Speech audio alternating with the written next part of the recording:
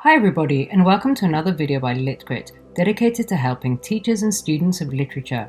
The Tempest is one of Shakespeare's later plays and was written around 1611. It opens on board a ship being battered by a violent storm. This device of starting in the middle of the action is called in media res and would have gripped Shakespeare's audience immediately with its drama and suspense. The Tempest is so severe that the passengers, a group of Italian courtiers, have to jump overboard and are eventually shipwrecked on an island in small groups, unaware of each other's whereabouts.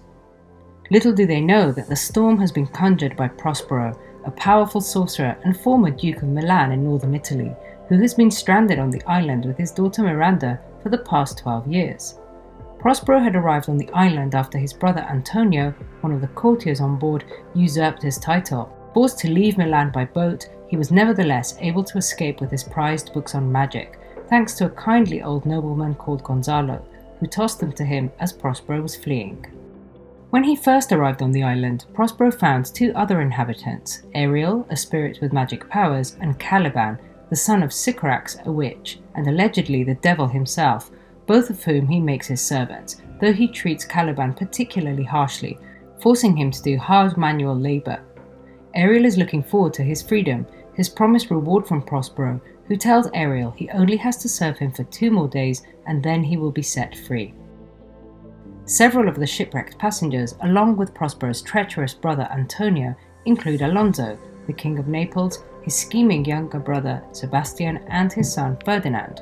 The kindly Gonzalo has also survived, along with Stefano, a cook, and Trinculo, the court jester, who provide a comical element with their drunken antics and ill-advised involvement with Caliban, who tries to persuade them to kill Prospero. Meanwhile, Ferdinand and Miranda fall in love at first sight. Prospero, though concerned at first, eventually gives them permission to marry.